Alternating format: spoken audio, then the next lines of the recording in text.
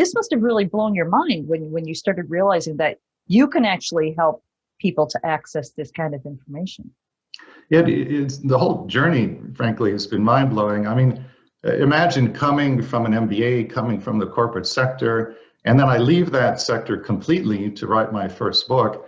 I spent 3 years on a full-time basis writing Your Soul's Plan, not having any idea if anyone was going to be interested in what I was saying. But you know, there's an old expression, an author is somebody who has something to say and absolutely has to say it. And I can tell you that expression very much applied to me. I felt that this was something I just absolutely had to do, even if nobody had any interest in what I was writing. Then, as it turned out, a lot of people had interest, and so it's led to a completely new life for me, one which is much more fulfilling than the corporate work I used to do. Okay. So then, now that you're doing is this something that you can do remotely, or do people have to be in person? Can you do it by Zoom now that everybody's staying home? You can do it either in person or remotely. When I first started practicing between lives regressions, I did both. And then after a few years, I actually shifted to doing it only by telephone or Zoom. The reason being that doing it in person does not make any difference in outcomes. And in fact, I think it's actually better for some people to do it remotely. Those are the people who are more relaxed, doing it from the comfort of their own home, because relaxation is the key to going into trance. So the more relaxed you are, the more likely it is you will get to the counsel. Overall, what are the main things that you've learned that seem to be common denominators with the people that you work with? Well, in the research for the books, and we could talk about any one of these as much as you would like to, I found 5 main reasons why we plan big challenges for ourselves before we're born. And just to list them quickly, they're balancing and releasing karma, healing, being of service to others, experiencing contrast, and correcting false beliefs or false feelings about oneself. We could probably spend an hour on any one of those 5, but when you distill the 5 down, there's a common denominator, which is we're learning lessons in how to give and receive love. That is the bottom line. It's the thread that runs through all 5 of those reasons, and it's the reason we're here on the earth plane. Okay. Well, then, can we maybe go through these 5 one by one and just give sort of a brief synopsis of what each of them is about? Well, balancing and releasing karma is just what it sounds like, but there's an important distinction to be made between balancing and releasing. Balancing karma means you plan before you're born to have a new experience in the upcoming lifetime that energetically offsets a previous experience. Releasing karma means you heal the underlying tendency that created the karma in the first place. So in other words, if the only thing you do is balance karma without releasing it, you'll end up recreating the same karma over and over again. A simple example of balancing karma would be something like, let's say the 2 people had a past life together in which one was ill and the other person was the caregiver. When those 2 people transition back into spirit and have their life review, as we all do, they may have a sense of unbalanced energy around that relationship. And may is the key word there, because they also may not. And they decide for themselves, we feel complete with this, or we feel incomplete. They're not told by God or some counsel, you have karma here. They decide for themselves. And if they feel incomplete with the caregiving relationship, the feeling of incompletion is the karma.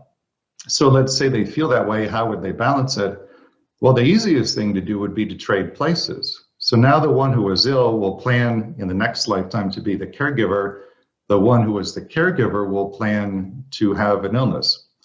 What makes it so interesting and so challenging, though, is that when those 2 souls get back into body, they won't remember the pre-birth plan, just as most of us don't.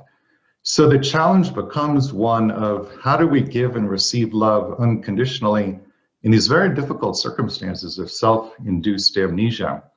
But that's a synopsis of balancing karma. The second reason I listed was healing. To give you a quick example from the first book, Your Soul's Plan, there's a story in the deafness and blindness chapter of a young African-American woman named Penelope who planned to be born completely deaf in both ears. And when we worked with the mediums, we found that in the lifetime immediately previous to this one, she had the same mother she has in this lifetime.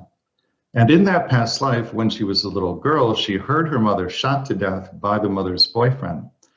So in her pre-birth planning session, which we were able to listen to through the medium, her spirit guide says to her, "My dear, would you prefer to be born deaf so that no similar trauma will happen to you again, and so that you can complete your healing from the last lifetime?"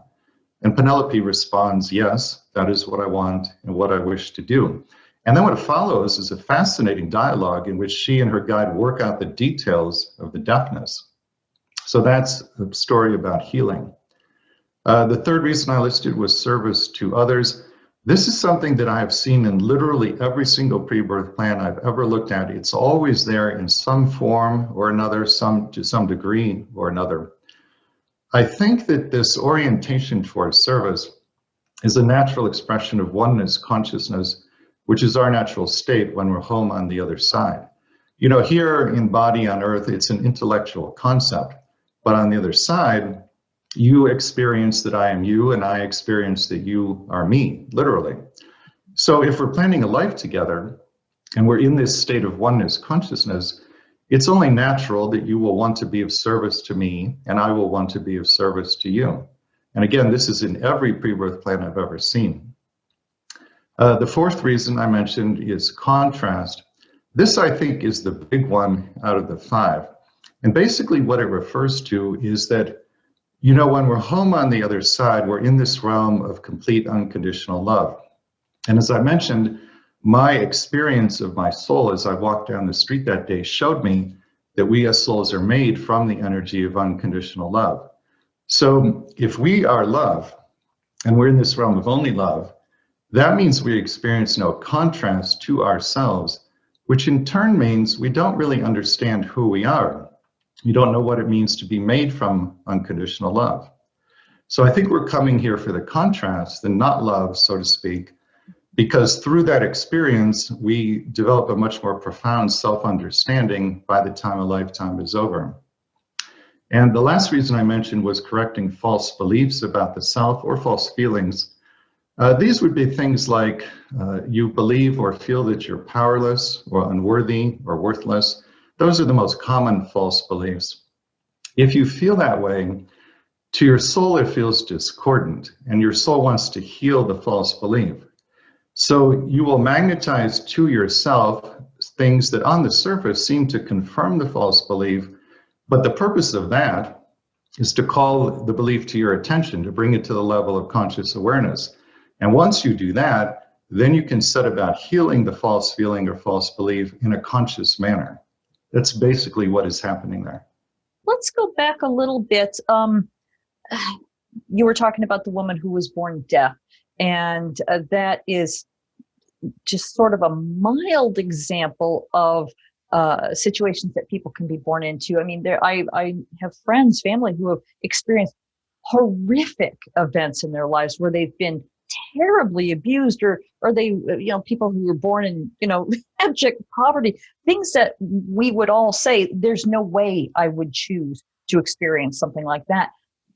But in your work, have you found an explanation? I mean, I know it's hard for people who are asking that question to hear the answer, but what is the answer that you've come up with?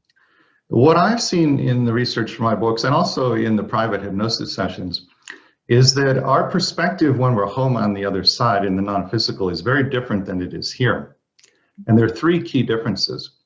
One is when you're planning a life in the non-physical, you're acutely aware of the fact that a lifetime is actually very brief. Now, you might or might not feel that way when you're here. If you're suffering, it probably feels interminable.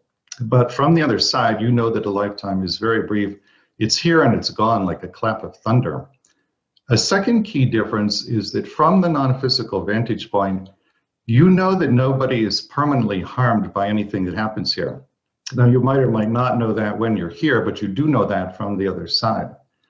And a third key difference in perspective is that from the other side, you know that the healing, the growth, the learning, the evolution, the wisdom that come out of a life challenge and that come from life challenges, that becomes part of your soul literally for all eternity.